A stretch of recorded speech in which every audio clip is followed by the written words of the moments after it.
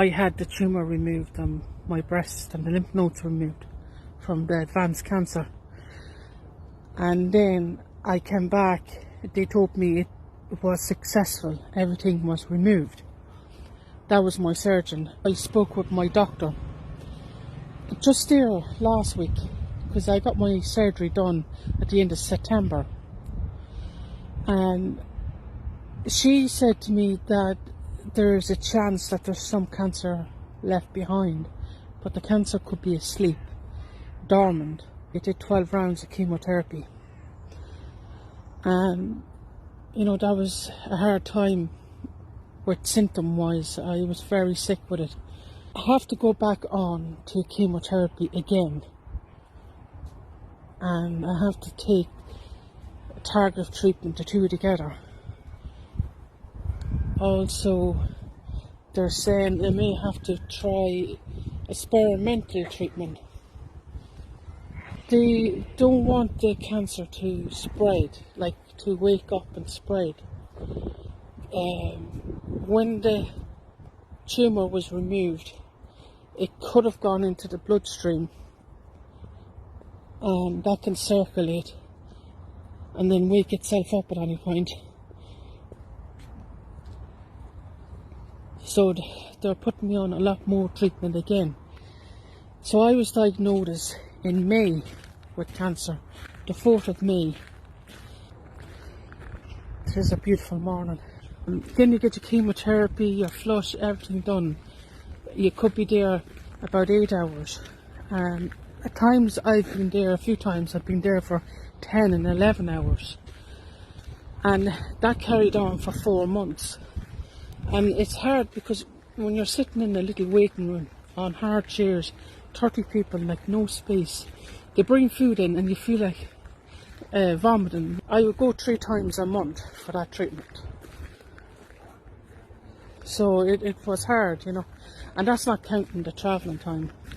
Again, you finish the travelling time, you could be there 10, 12 hours, then you get home. You get home late in the evening. Anyway, then I had my surgery. I was brought into a lodge. Like it looks like a nursing home. There's a lot of elderly people there. There's nurses and doctors there. I was very weak. I was constantly tired. You know, it was hard. And then I had infections. I was brought back into hospital from them.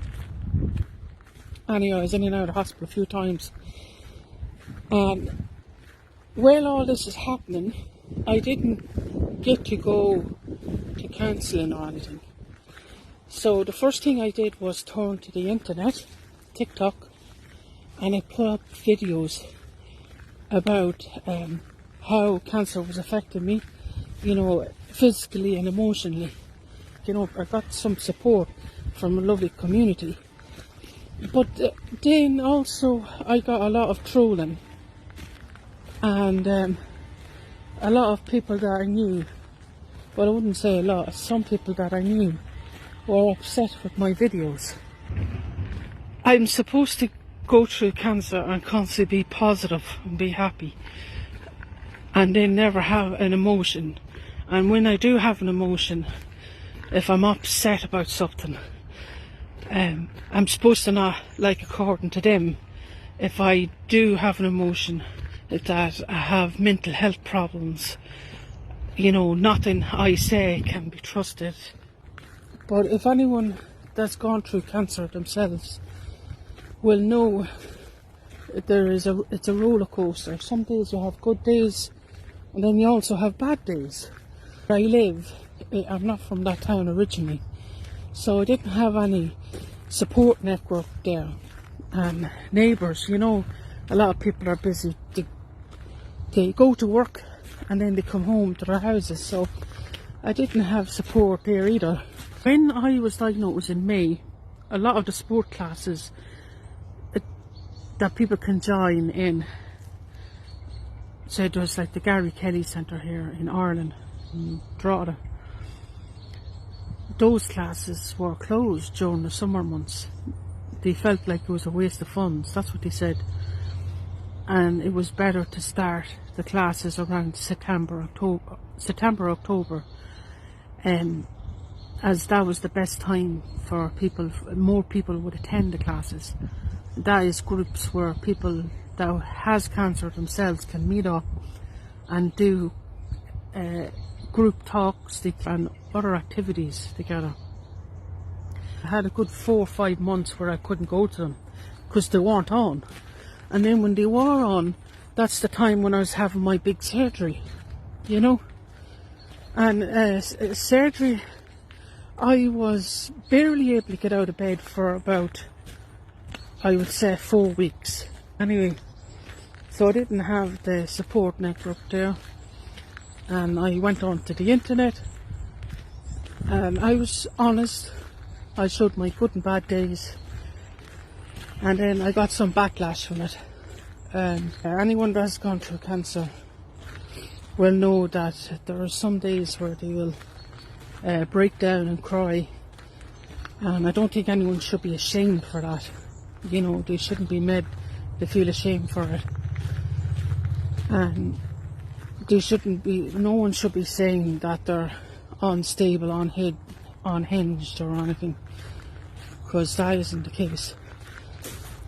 Cancer is definitely very life-changing. It takes up a lot of your time, and the way you thought your body would work is all changed. I'm here for 5 days,